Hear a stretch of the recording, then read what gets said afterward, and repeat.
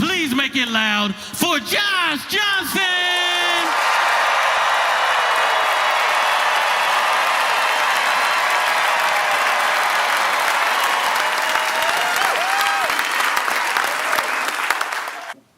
When I was growing up, I would hear these stories of people who were like really in the life, like they were doing bad things.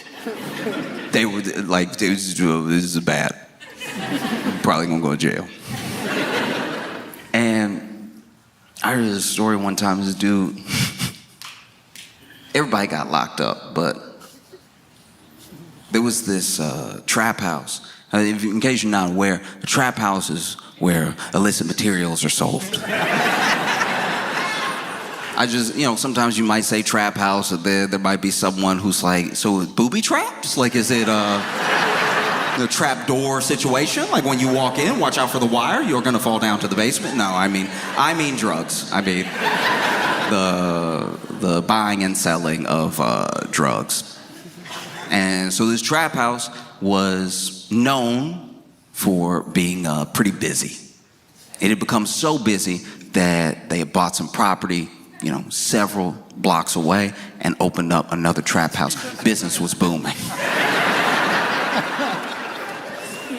Things are going very well. Whenever you are selling so many drugs that you have to buy property, we are entering documentary territory. Most trap houses are really just dudes playing video games until somebody knocks on the door. Like, it's not a busy day. And you gotta stay at trap house the whole time because you don't know when someone might get the itch. And so they opened up another trap house, but this location was not as poppin' for some reason. They must have opened it in a bad neighborhood.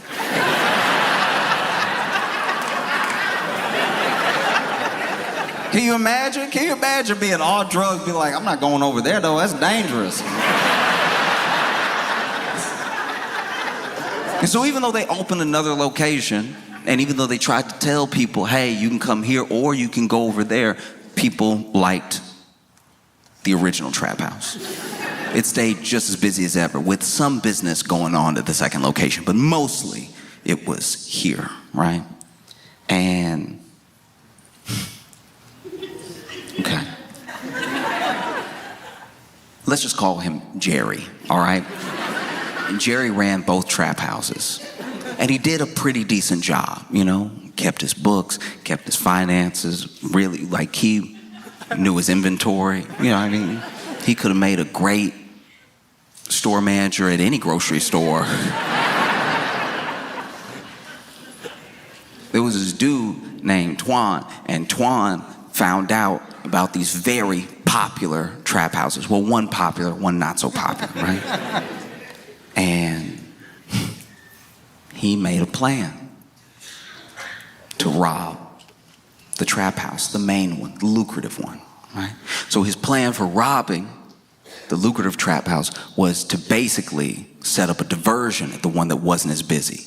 So he basically faked a robbery at the one that was not as busy. He had some guys go over there, bang on the door, act like they had guns, they were about to break in, because he knew it would make everyone call Jerry. Jerry and his boys would go over there, By the time they get there, those guys have already left, and then the main trap house is left defenseless. They break in, Twan and them break in, they steal all this money out of the trap house, right? Take it back to their place. Now their place is a stash house. Stash house should be self-explanatory. If I've lost you at Stash House, I cannot help you.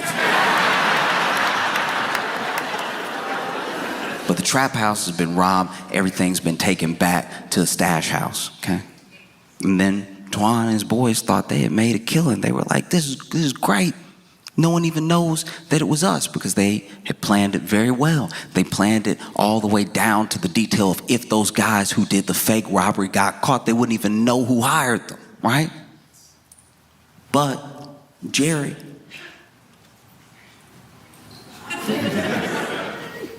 no fool. Jerry started asking around, and he could kind of tell that some of these guys were lying, some of these guys weren't lying. He traced everything back to Twan. And so he set up a plan to rob Twan's stash house. To go in there and not just get his stuff back, but take the rest of whatever was in there. And his plan wasn't as meticulous. He just sort of ran up in there with a lot of men and guns. Now, what he did do is he waited. He learned the routine. He learned who would be there when. It took months. And then finally, he was like, we're gonna do it on Tuesday. They never paying attention on Tuesday. We're gonna run up in there. It's only gonna be like 5 of them. If it's 15 of us, I don't think we'll meet a lot of resistance. It's not like it's their money, it's Twan's money. And so that's what they did. They broke up in there, went ahead, zip-tied everybody, and took everything, which took several trips. The people at the stash house did have to watch themselves be robbed for quite a while. I'm mad you over here. You're not gonna get away with this.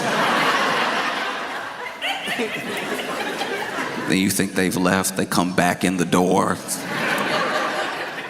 Left all this right here.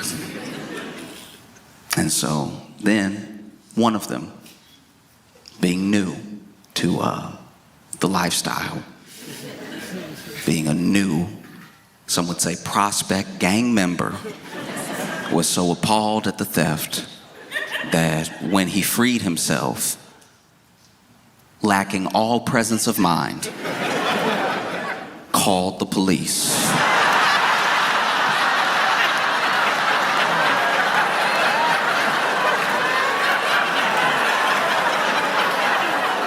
This man called the police. It was like they ran up in there, they had guns and everything.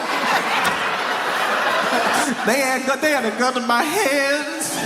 He's telling all this to 911. They took everything. They took the weed. They took all the money. Took my favorite Glock.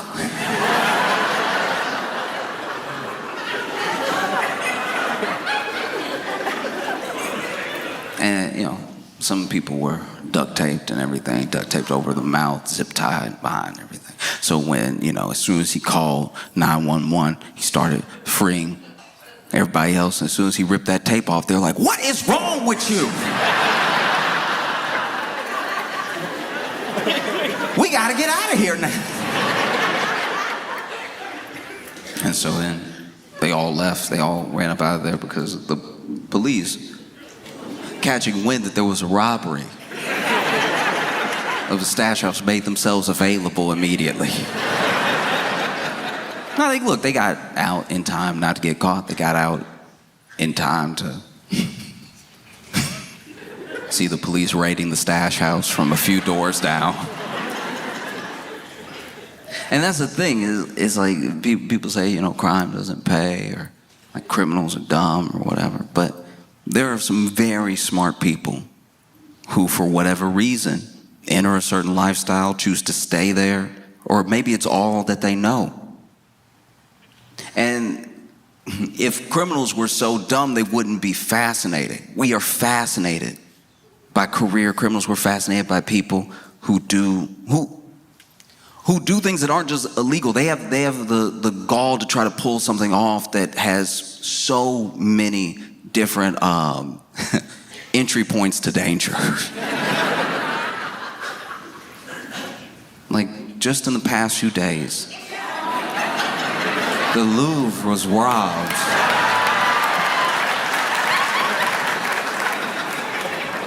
And I have not been able to settle. This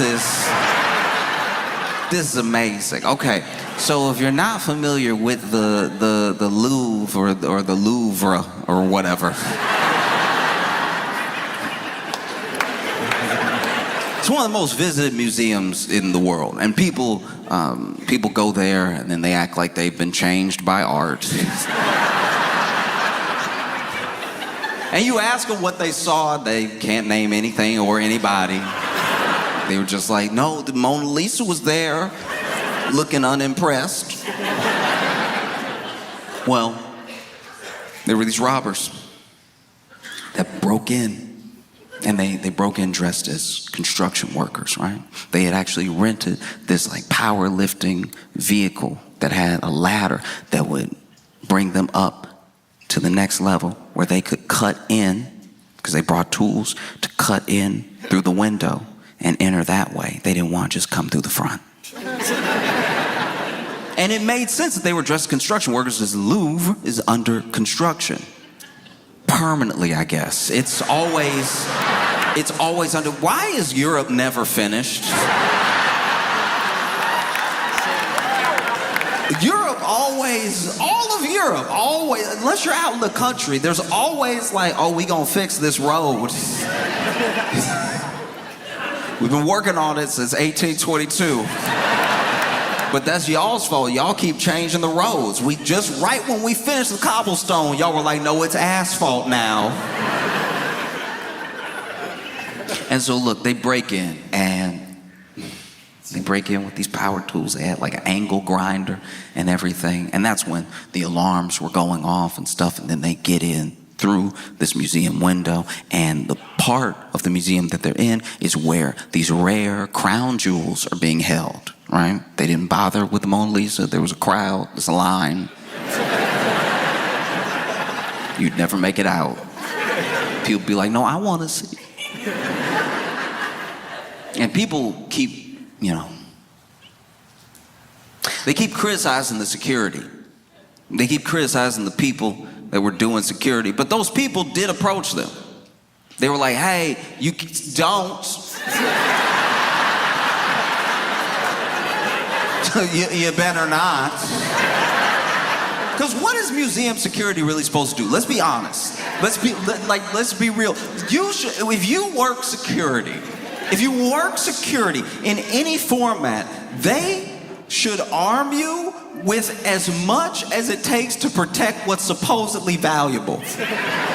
Think about this. When you see someone working for like Brinks, right? And they bring a Brinks truck to do a deposit for a bank. Let's say a whole grocery store is like, hey, we got like $250,000 that we need to transport over to the bank to make our deposit. The bank is like, don't worry, we'll send somebody. They hire Brinks. Brinks comes over. They have a truck. And not just a truck, like a bulletproof truck. And then they get two people. They get two people to make sure nobody knocks you over the head when you're trying to grab the bags and put them in the truck. They get two people, and not just two people, two of the biggest people you've ever seen. Like two people that are so big that it's like, you are the gun, right? And then I think they give them a gun. They always hold in their pocket.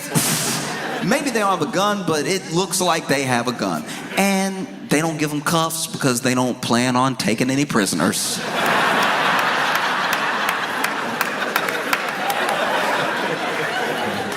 And then they get in there, Brinks always handles a drop like they are being robbed. Like they always handle the drop the way a bank robber would handle the drop. Because I used to work at a grocery store, and Brinks would come in and they'd be like, so where is your safe, or where you, hurry.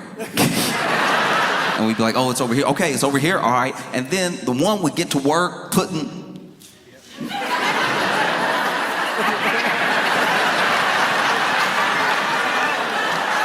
the other one just watching us. I'm ringing people up. I'm putting more money in the till, and they were still like, but you might try anything. I don't know you. And then they would leave, and they'd leave all fast. And then they'd run into the truck, throw everything in the truck, and then they would always peel out a little bit, which made me uncomfortable. One time they came and did a pickup, and I was like, y'all sure that was Brinks? Because they were a little squirrely. But then for some reason, there are times where you're supposed to protect, or you're supposed to hold guard of something, and you're giving less and less resources as you do it. Like, you look at a Brinks security guard, and then you look at like a mall cop. They're like, you get one flashlight. I guess shine it in their eyes or something. If you hit somebody hard enough in the head with it, the glass will break. That's something. But nobody gets done dirtier nobody gets done dirtier than museum security. Museum security, not only do they give you nothing, no flashlight, they don't even give you a stapler to hit somebody with. They give you nothing. All they give you is a dress code. They're like, hey, just show up in all black, nobody will mess with you. You show up in a black shirt with a black suit jacket and some black pants and black shoes, people think you John Wick. They won't even approach any of the art. Because truly, what is a museum security guard supposed to do? I go to a lot of museums. I try to go to a museum in every city that I do a show, if I can, right? And I've been in these museums, beautiful art. And then you see, you get a little too close, and you see this thing go off, this like little, you don't even know where the alarm is, but like it'll just, that's the too close alarm. Because it's not like a real alarm, it's just annoying, and it's annoying, and it goes off until you back up. So if you're a pointer, I go to a lot of museums with pointers. Everyone I take to a museum love to point. It's like we all three again, and they're like, I like the flap. As soon as you hear, somebody works for the museum, comes over, black everything, with an attitude. Could you not? Ma'am, back up. They love that hair. Back up. Give it a little space. Let the art breathe.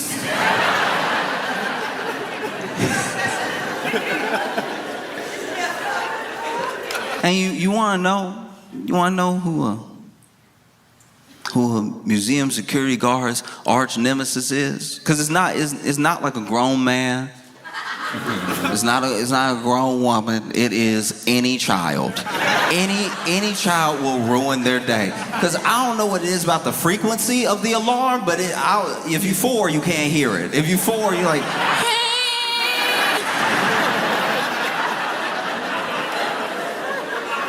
I was at this museum one time. This security guard was in a true predicament because this child was out here touching everything.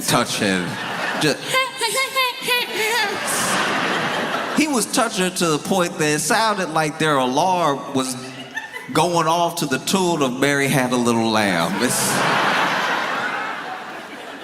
And finally, the security guard started like chasing his child around, and not like really chasing him, not like Dennis the Menace chasing him, but just like following them around, hoping to maybe this kid's gonna go back up to their parents or something and be like, can you please hold your child's hand or something, because they've been touching everything. Got applesauce on everything. Because as a security guard, what are you gonna do? You can't grab this kid.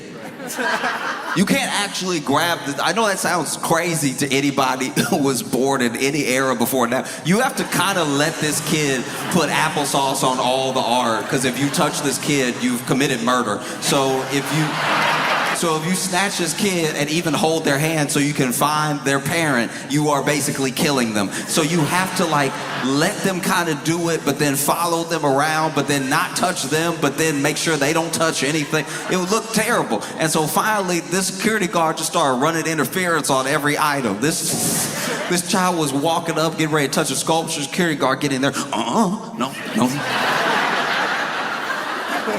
Just trying to box him out of every room. And then finally, this kid, realized what was going on. Felt like it was a game. So this kid is like, oh, you want to play? I love to play. Playing's my favorite thing. Playing's basically my job. And so he running interference. There's a painting.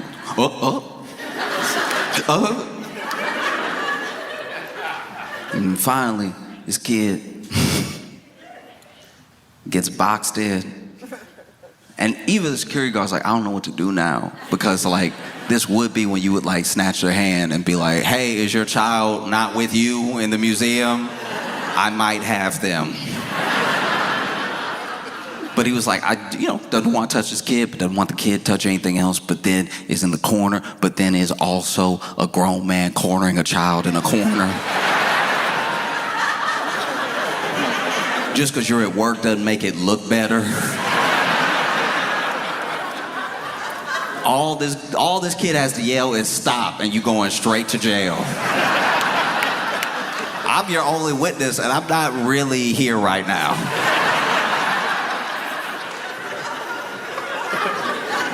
And so this kid boxed into the corner, and you can see the kids having fun. The kids over here.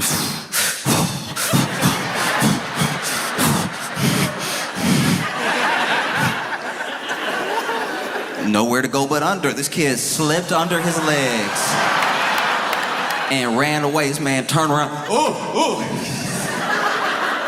Started chasing after this kid even more, and then the kid went to the only room he hadn't got applesauce on. And was next to this painting. I don't really remember who painted this, but it was a huge, huge painting of a ship in a storm.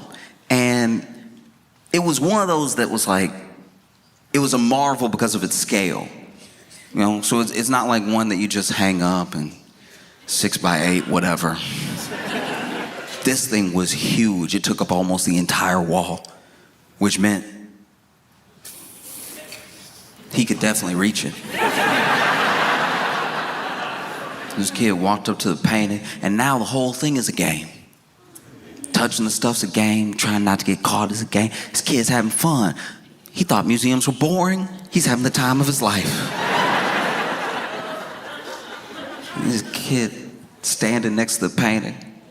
And admittedly, I was also running after them so I could keep watching. I didn't try to help him at all, but I was like, I gotta see the rest of this. Like, what you gonna do? This man gonna run out of breath soon. Security guard gets in the room, huffing and puffing. And he just goes,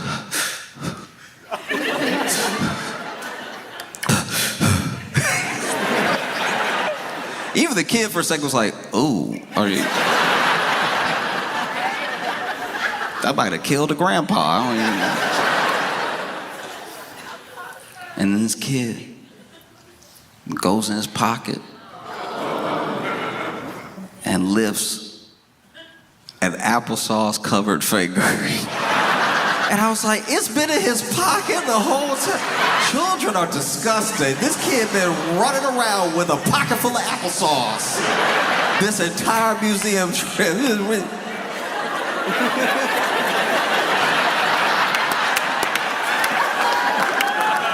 And then Unc running security goes, don't. This kid, no words, no emotion in his eyes. You can tell he gonna grow up to be a bad person. This kid, applesauce covered finger just went,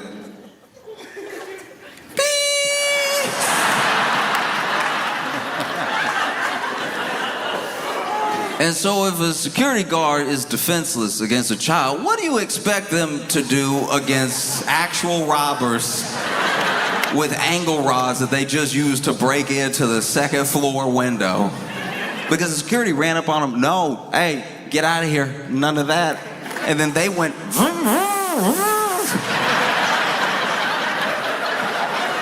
security was like, you know what, let us help you. Everybody out. Everybody out. Everybody get out now. Security made everybody get out but them. Don't you see these men working? Get out.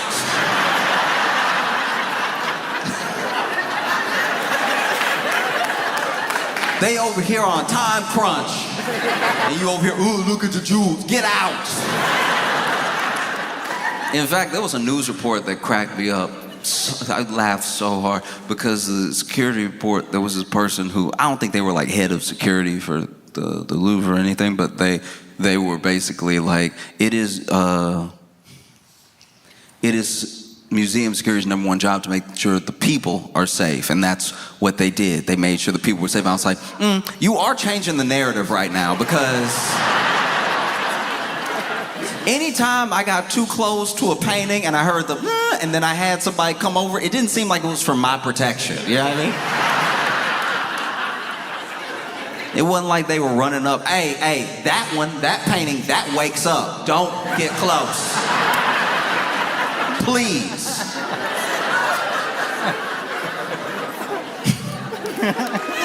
And so then, robbers start grabbing everything, grabbing these like Napoleon era empire crown jewels, right? They grab so much, they grab too much. They actually grab so much they drop one. They drop one of the crowns outside.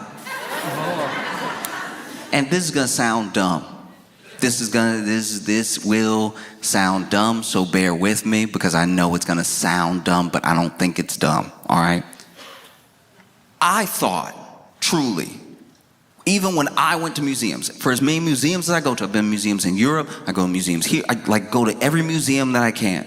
I thought for certain that when you see something in a museum, that under certain circumstances is a replica.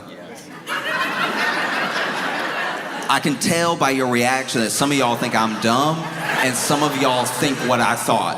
I'm telling you right now, when I would go to the museum, I would admire the brush strokes, I'd admire everything, but I would be like, this is the fake one though. Like this has to be the fake one. And I thought that because if you remember, right before 2020 and even after the pandemic, you would have activists that would go to museums. These, climate activists would go to museums and they just throw like tomato soup on supposedly priceless paintings, right? They would go up to like a Van Gogh and be like, blah, and then they glue themselves to the wall or something, and then they would be like, this is why we did this, and you will have to listen to me for as long as it takes to unsuperglue my hand from the wall. Because people who are climate activists feel like no one is listening to the point where the only thing that will get any attention or like stop people for a second to listen to them is just extreme acts that knock you out of whack. You know what I mean? Just things that you go, what? What? They did what?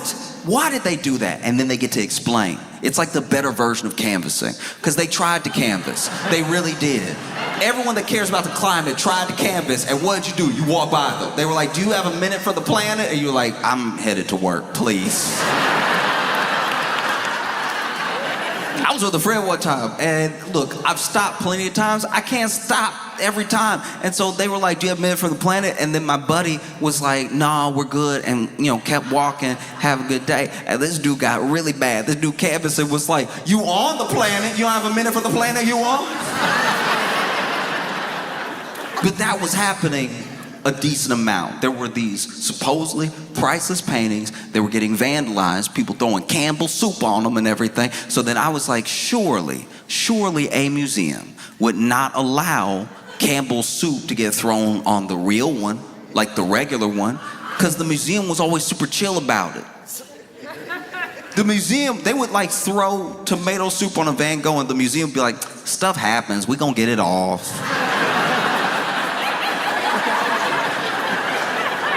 You gonna what? You gonna get it off? Because when I got close, when I tried to smell the painting, I heard, and then you came over,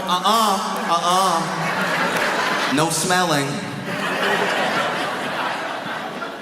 It was get it off, no big deal.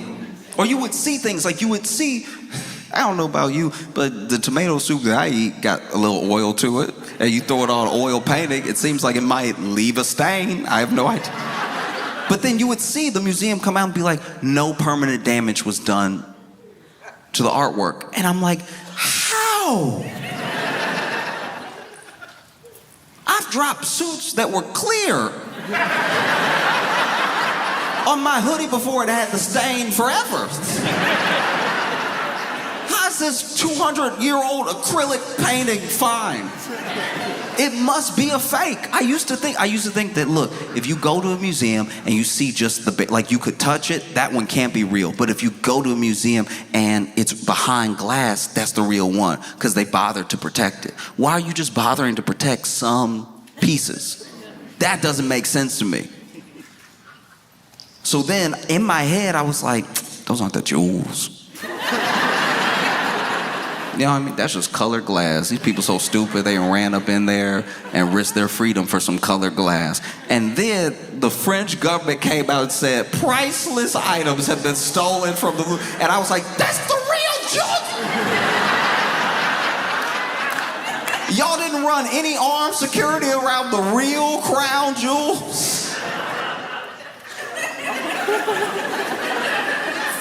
For a split second, I felt like it was my money. I was like, what are y'all doing? Ooh, I need to sit down.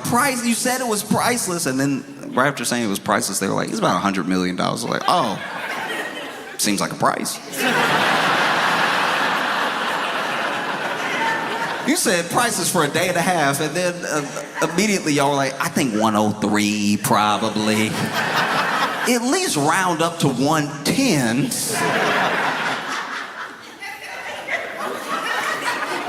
And then, in my opinion, museum handled it wrong.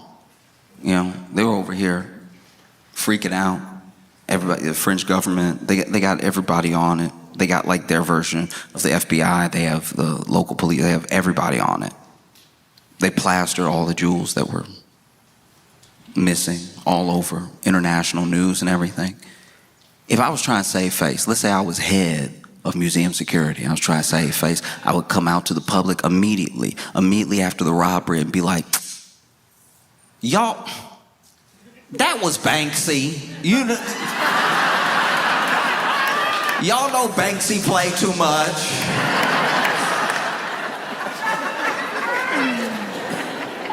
But this is where I wish that they had done a better job of being creative, being inventive, you know? You've just been robbed, one of the boldest robberies that we've seen.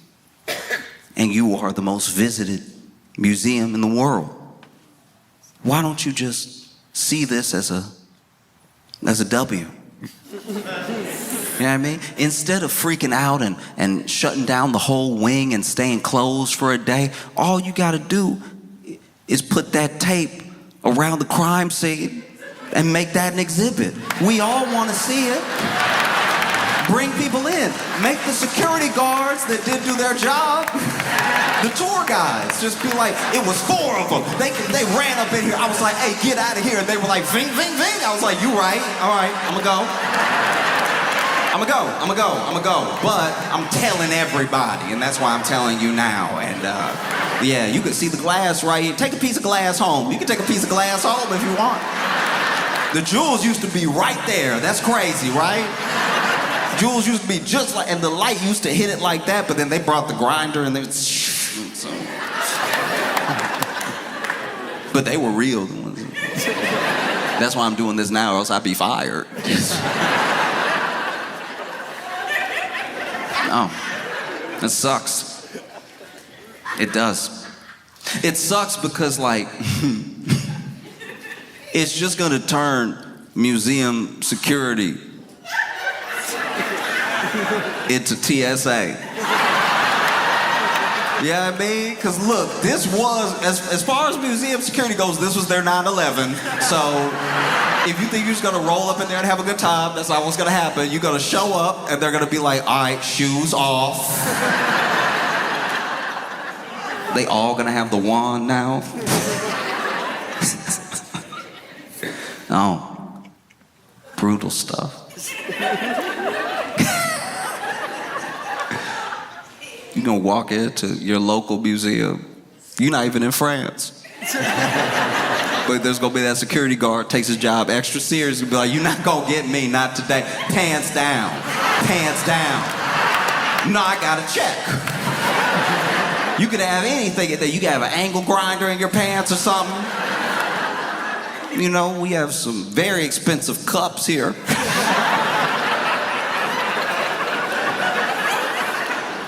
I love a tour guide at a museum because then they'll tell you how expensive something is. And at least with the pottery, maybe this is me not being cultured, but some of the pottery that's in museums, and then they'll tell the story of how the pottery got to the museum, and then they'll be like, you know, this is worth easily $100,000. And I'll be like, nah, it's not. It's not. Like, it isn't. Like, it is not. As much as it is here, it is not worth that. Like the function of is, like it is here, like it exists, like it is. It is here. And it is not worth that. And you know how it's not? I know it's not worth that. I know it's not worth that because you had to tell me how much it was because I thought it was worth nothing. I thought y'all dug it up and brought it here because y'all were like, this was just in the ground. Isn't that interesting? I bet you people aren't leaning over the register at the gift shop being like, how much was that clay cup? I only have 50,000 on me. Dang. I would have loved that clay cup that looked like a caveman did it. Because I need to be clear here. I'm not just trying to be rude. The one that I'm talking about, it wasn't like some beautiful African art. It wasn't like a Greek pot or something that was painted with a story on it. It just looked lumpy. It just looked lumpy to the point where I was like, even when they drank out of this, there's no way they got the water on a consistent basis. You could tell it's primitive because it looked like a cup that gulps. Looked like it pours when it wants to. Lip of it all uneven and everything. This is $100,000. I'm like, all right. You sure you didn't look at it too fast and add 2 extra zeros? Because I don't think so.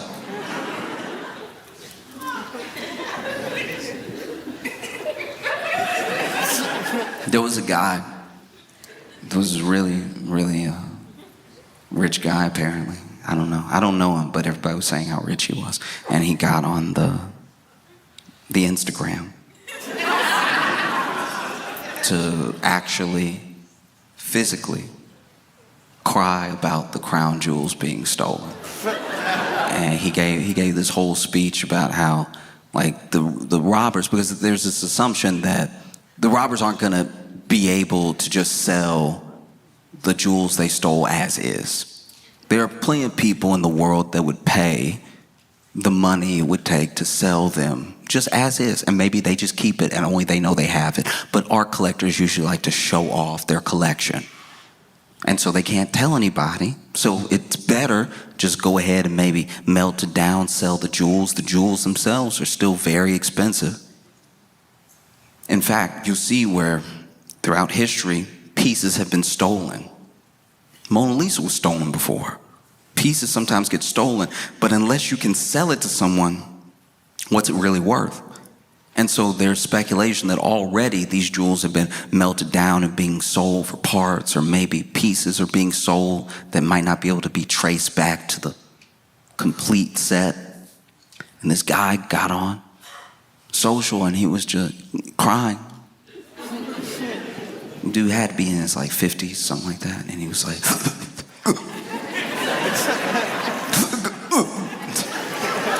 is that crying where, okay, you know, it was like the crying you do when you're little, but you let yourself do it again when you get grown if something gets to you enough. Which is crazy because he went online to cry, but then was fighting the crying. But he's fighting the crying to camera. But then just don't turn the camera on yet. Like if you let it out real quick and then do your video. You doing the video, like no one putting the video in your face right now. You doing the video and you, wait, just wait. No one asked for this video. You could wait a day. You could wait till you're over it, or you could just not do it. But this dude got, some people just cry like they choking, and it's just.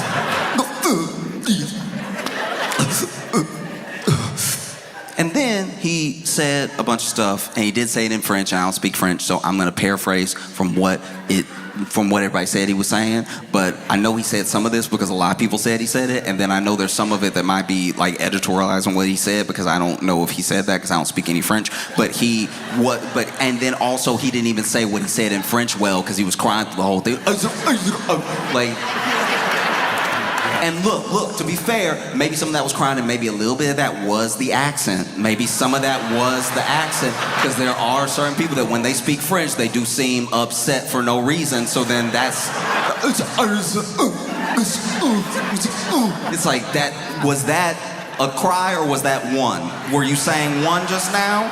Were you like, ooh? Or is that you trying to hold it together? Because that's why you should have waited to make the video.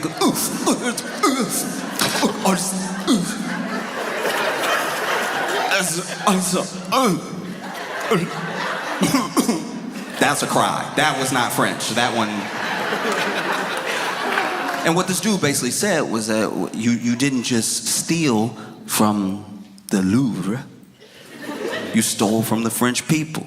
You stole a piece of our heritage. You stole a piece of our history. And if you melt that down, if you repurpose that, if you sell that, you will burn in hell because you have stolen from the people. And I'm sure, I'm almost positive, I don't know everyone who's seen the video, I just know that I saw it, but I'm sure if you saw that video and you were from Africa or Brazil or just anywhere, I'm sure you watched it and you were like,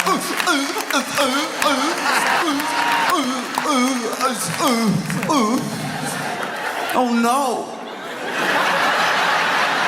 Someone stole a piece of your heritage?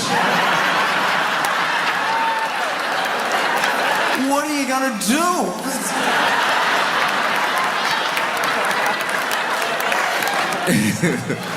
Someone in Sri Lanka is like, not France. No. What are you gonna do? And look, I can understand if you are from some of those other countries, if you're from like an African country or something like that, if you're from Haiti and you see this thing, that you might be like, oh no, not the Louvre. They have our stuff too. Did they steal our stuff? Now it's gonna be harder to find, because that's also what was there. So now, oh no. Someone stole it, you know? I just love the story so much. I love the robbers.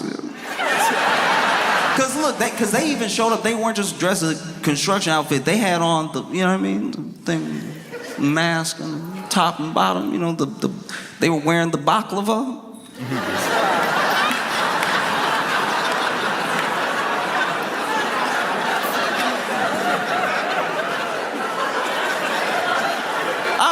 I love this crime so much because it feels a lot like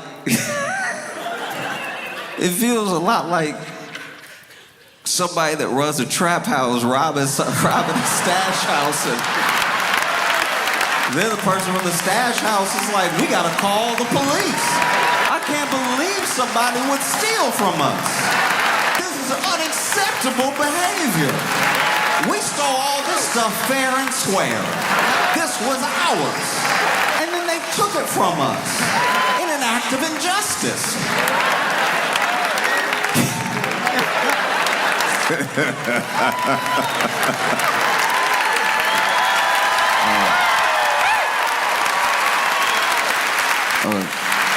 Stanford, y'all have been amazing. Thank you so much. I appreciate y'all.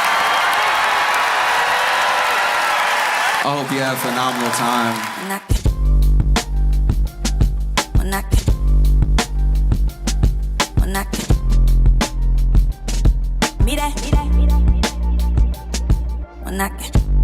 Please give it up, Detroit, for Josh Johnson!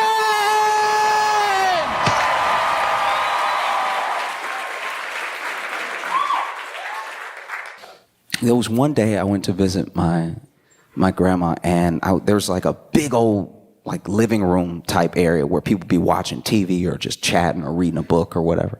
And there was, do y'all remember the commercials for like a Rascal?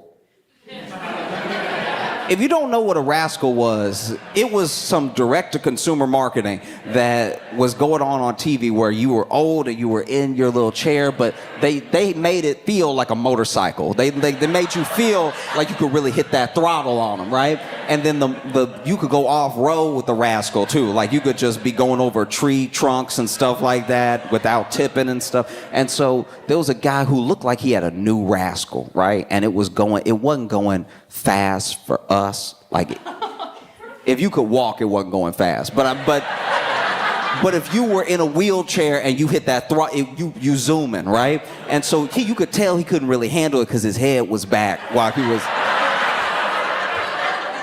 So my man's head was like all the way back. Like he really couldn't look up, and which is crazy because I swear he was going this fast. Like, but my man is like, ah, right? It was incredible. My man is just, ah. You know, and I'm sure in his mind, you know, because everything slows down a little bit as you get older, and now you go in walking speed again, and you haven't been walking for a while. So now all of a sudden you're like, wow, this is what I did when I was back in my 80s, right? So, because I don't know how old he was, but he was dusty, right? He was, you know what I'm talking about. Don't do that. I'm not being mean. It's just, at a certain age, no matter who you are, at a certain age, once you hit those like 90, like once you get up in the 9 in the front of the number for your age, there's just a level of like, there's a level of ashy that is time. Y'all want to act like y'all know what I'm talking about, but y'all know that sometimes people get flaky. Okay.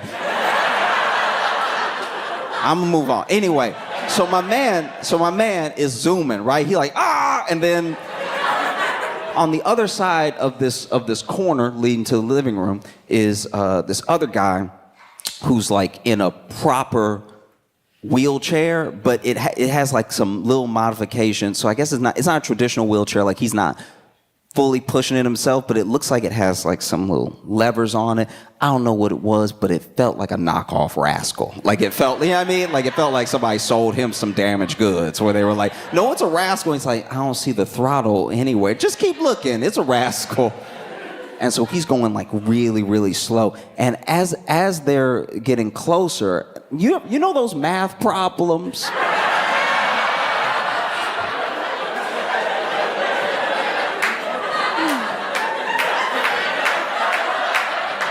You know those math problems where like if a train, you know what I'm talking about, right? If a train leaves Detroit at 5, going 60 miles per hour, and then a train leaves Louisiana going 80 miles per hour at 7 o'clock, when will they crash? Because then even in school, they'd be like, when will it crash? I'd be like, this is a dark. Why can't it just be a delivery or something? You wrote the textbook and you put in crash. Now I gotta figure out when everybody's gonna die. I'm not even allowed to warn them in this scenario. But anyway, basically this dude has like, he's kind of turning the wheel, but it looks like it's assisted somehow, and the other guy's zooming, and then I'm standing at the corner and I'm like, who do I try to warn? Because in my head for a second I was like, they gonna miss each other because this guy's going way too fast. And then I realized that he going fast for him. He going walking speed for us, and then this other guy is going nowhere. Very, very slow, right? And then, I'm not proud of it, but it took me so long to make a decision because I was bad at math. It took me so long to make a decision that they did collide. When they both got past the corner, the fast one hit the slow one, and he tipped. And he didn't tip, this is the worst part, actually. So he didn't tip, like his chair didn't tip, right? He just tipped from getting hit, and then he fell the rest of the way out. But while he was falling, he was hanging on. Like while he was falling, he was like, no! So he's screaming no, like he don't want to fall. And to be honest, I had time to get to him, but I was so shocked that this was happening. And so then he kept falling to the point where one foot was on the ground now. I was like, ooh, you could stand up. There's still time to stand up. But then he had tipped like booty over knee, and then he was hanging, and then the chair was tipping to the point where I was like, the chair gonna fall on you. And then he just sort of let himself spill, but his butt was already on the ground, but he was still screaming like he was in the air.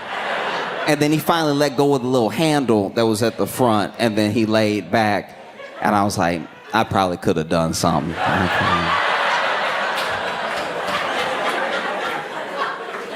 Because to be fair, it was going to happen whether I was watching or not. That moment had nothing to do with me. I was just a witness. And that's how I felt about the debate last night.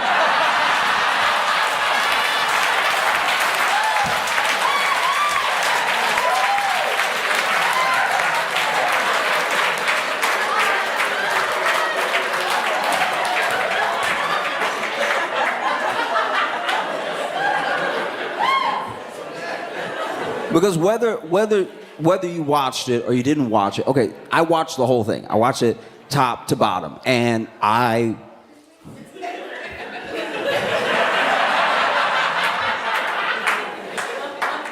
okay. Everything happened that we, figured might happen. But this is the thing that I guess I can't get over. It happened so quickly. We were worried that like maybe an hour in, Biden might have like a senior moment or something. But he said, no, I'm gonna start. I'm gonna start slow and I'm gonna ratchet up. Because early, maybe second question, maybe first question, I can't remember. But he said something. And he was kind of trying to get through it. And when he was trying to get through it, he started looking down while he was trying to get through it. And then he stopped talking. I don't know if there's been a deeper silence in my life than when that man stopped talking. It was still his turn. He had stopped saying anything.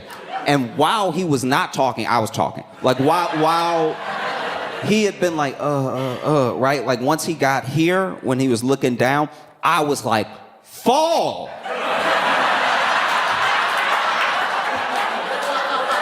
Just fall. You'll clear this whole thing out if you fall right now. This man has had the nerve to fall every day. Except that day there. I'm yelling at the screen, fall! If that man had fallen, we'd be having a different conversation right now, right? If he had fallen, they would have scooped him up on a stretcher. It would have been like, look, the president had a great answer ready, but gravity is a Republican, so the odds were stacked against him. He's brave for even showing up against that red Republican elephant ass gravity. Oh, it was insane. I felt like I was going crazy because this is the thing that's infuriating, right? And I'll probably come back to it in a second, but the thing that I cannot get out of my head is that we all knew, and everything that happened is what we said would happen, and now pundits are talking to us on TV, on like legacy media, talking about what happened the way that we talk about what was gonna happen before it happened, and they want to convince us that they're worth watching. You ever tell somebody a story and then time passes and then one day they try to tell you your story like you didn't tell them the story, and you look at them like either you crazy or you think I'm crazy because I told you that. You're not bringing me any new information. That's what it feels like. It's like after the debate, I watched the after debate. And they were like, he is older.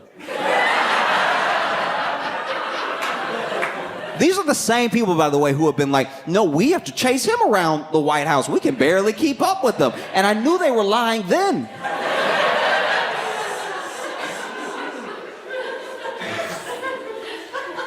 Because that's the thing. It's like he did so poorly. It fully distracts from the fact that Trump didn't do well either. But you know how, okay.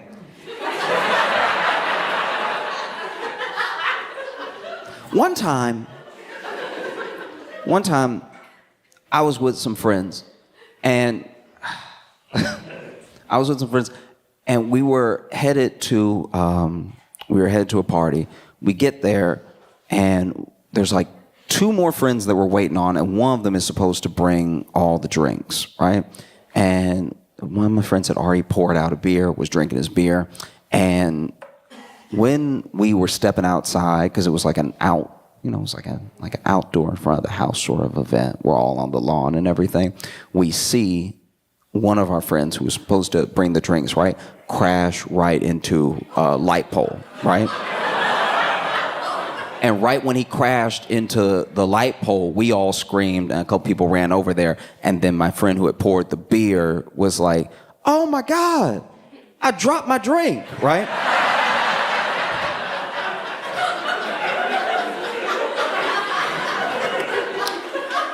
On its own, not good.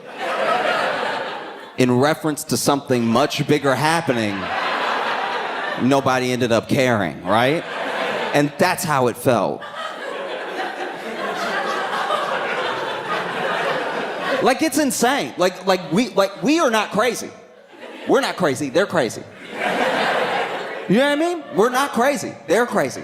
We said it already. They're crazy. They just don't listen. They don't listen. How do you not listen when it's everybody saying it? You know? Like, there was one time in particular where Biden was struggling to say something. And even Trump, even Donald Jail Trump,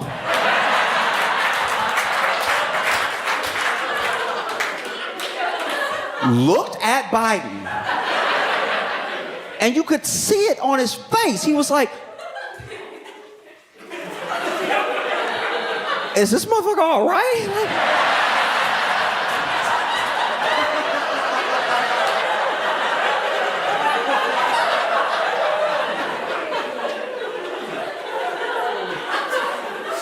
And you can tell because I'd never seen this on Trump's face ever. Trump had an actual eyebrow arc of concern. I've never seen him have that ever. He's never looked as phased to me as when he was looking at Biden next to him going, is it?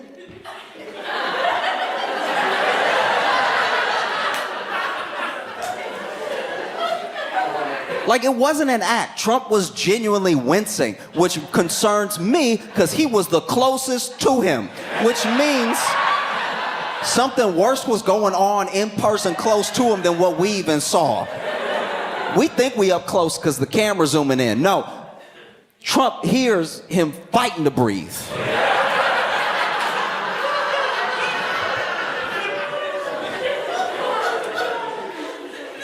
It felt so terrible. It felt like when you're a kid, when you're a little kid, and you get into it with another little kid, and they're bullying you, right? And you tell that kid, "My dad could be your dad." And then maybe you go home, and maybe you go home with a shiner, maybe you go home with some cuts and bruises, and your dad asks what happened. And you're like, "Hey, this kid's been bullying me," right? And I tried to tell my teacher, and she didn't do anything. And so your dad's like, "Okay, I'm gonna go to school. I'm gonna go to school tomorrow, we're gonna sort this out." And maybe he goes to pick you up and settle things up with the teacher right when the bully's dad comes and tries to settle things up with the teacher too, because his kid told him a different story, you know? His kid told him, "Hey, this kid at school is being a bitch, so I had to hold him down," and everything. And the teacher is like, "Look, everyone's here, maybe we can mediate." And so they do that thing that schools do where they don't really know how to help. You know what I mean? They're just like, "If you could stop, that'd be great." Or not, I didn't see it, so whatever. But don't fight, because we have a zero tolerance policy on violence. So even if you fight back, you're gonna get expelled, you know what I mean? So then, now it's just you and this kid that you know bullies you. And then him and his dad teaching him his ways, and your dad teaching you his ways. And now they're outside, you know? And maybe your dad tries to have a heart-to-heart with the other dad, because both two dads of kids. And so he says to him, he's like, "Hey, look, can you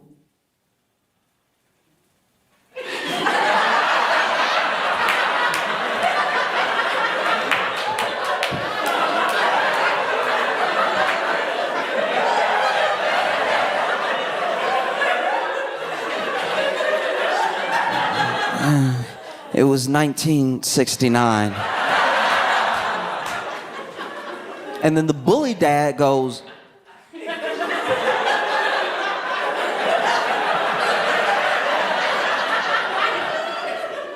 is this motherfucker all right?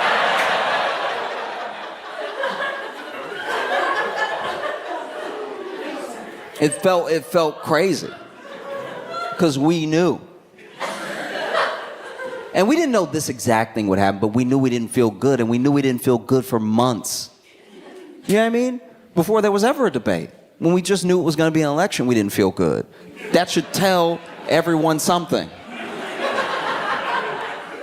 Not feeling good about an election that isn't even going to happen for another year, because we knew who the contenders were early on, right? Some people tried to run the Republican Party and they got washed, right? But we knew it was going to be Trump, and we knew it was going to be Biden for a very long time, and we didn't feel good since last year. And no one took that to heart, Republican or Democrat. People did not feel good, right? You ever get cold feet a year before the wedding? Because if so, maybe you shouldn't do it, you know? Maybe they're not the one.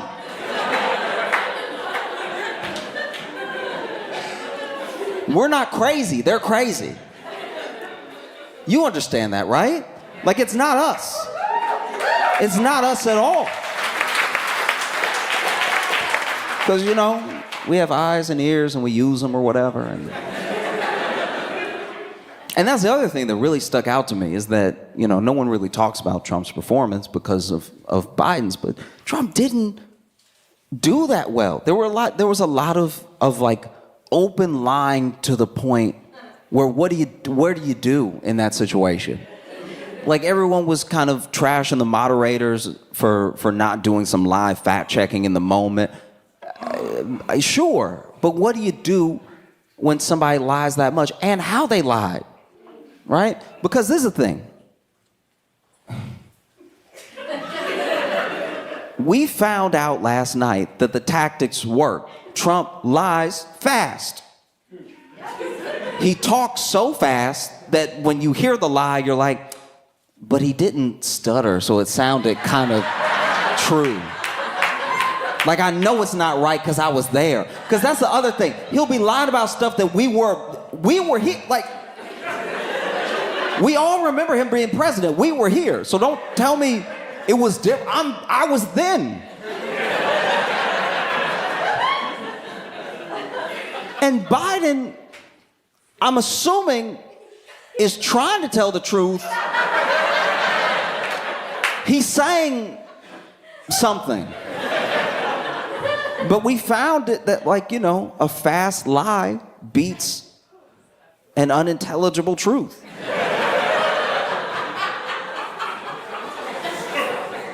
It does. Even in your personal lives, it does. Let's say you out with friends, right? Out with friends, and then let's say, you know, you've been bad. You've been terrible even. You did a little cheating, right? And then you get caught. And now they're holding the cell phone in front of you and they're like, who is this, right? And then you say, who is it? How am I supposed to know everybody that's in my phone? Do you know everybody that's in your phone? That's crazy. People got contacts in their phone all the time they don't remember. Sometimes I go through my phone and I look at my contacts and I'm like, who are these people? Who are any of these people? It's a lie that almost sounds kind of fairly true. Like, do you remember every contact in your phone all the time? No. Or let's say you were out and somebody tried to get you to be bad. They tried to get you. Try to get you to do some cheating. And you were like, no, I don't want to cheat. No, I love them. Get away from me, right? But later, let's say later, unbeknownst to you, one of your friends thinking they're doing you a favor or maybe playing around or playing too much, right? They hand your phone to that person and that person puts their number in your phone, right? So now when your partner is holding the phone to you, who is this in your phone? What's this number? And you try to tell the truth and you go,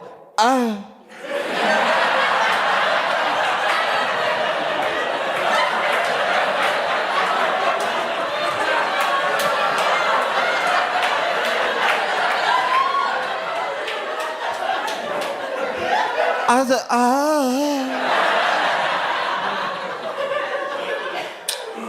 Because before,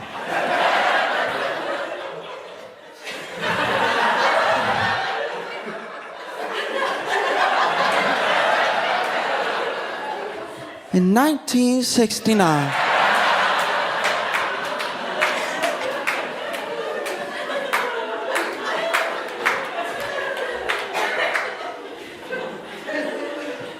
no? Because what do we do now? What's the plan? You know what I mean? What's the plan? Are we just gonna move on like nothing happened?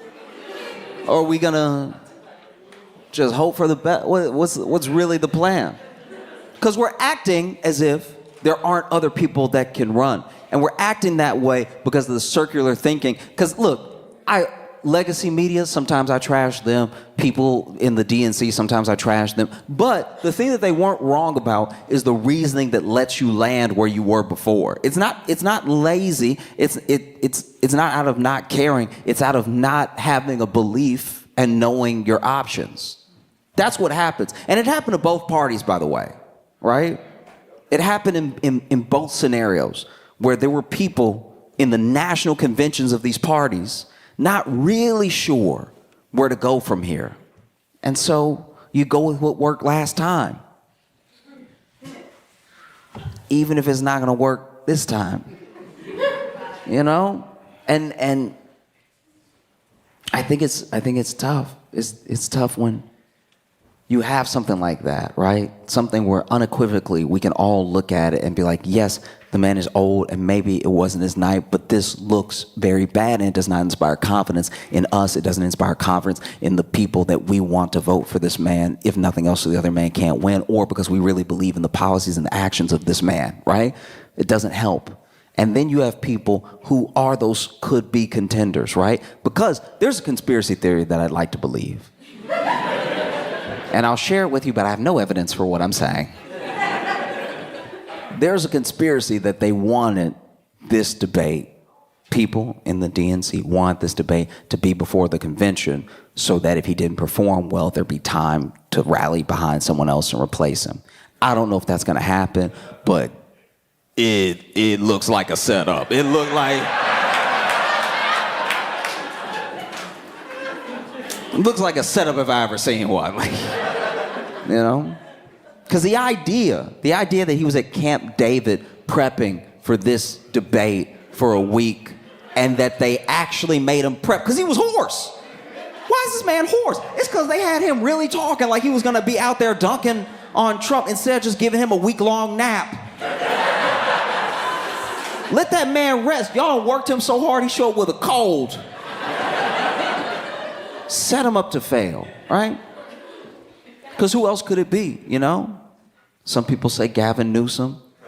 Gavin Newsom's a tough one, though, because then, right after the debate, Gavin Newsom goes up there and does a full-on Ron DeSantis. Because remember when Ron DeSantis was running against Trump, he just didn't want to say Trump's name yet. He was like, I'm not running yet or whatever. And then it finally got time for them to run and he announced. And then he had a little bit of momentum, but then he had to go toe-to-toe with Trump and he didn't know how to do it. So he got aired out in front of everybody, right? I think Gavin Newsom had similar ideas. He was like, look, I'm going to support the president this time. I'm going to be in everybody's good graces. I'll run in 2028, right? But if there's ever a time, it's now. And it doesn't help when he goes on TV right after the debate and tries to negate everything that we just saw. Because it makes me trust him less. You know what I mean? When they're asking him, how do you feel about his performance? I mean, he's like, oh, come on, everyone has an off night.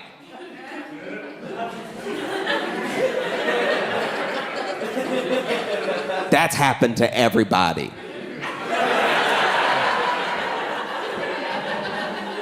I've been alive for a while. That has not happened to me. You know? Or you get Gretchen Whitmer. Gretchen. You know what I like about Gretchen Whitmer? Gretchen Whitmer would be good because Gretchen Whitmer, they already tried to kidnap her. So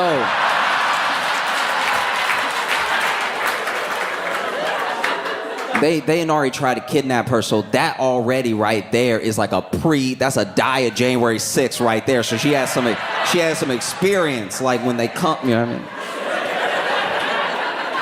mean?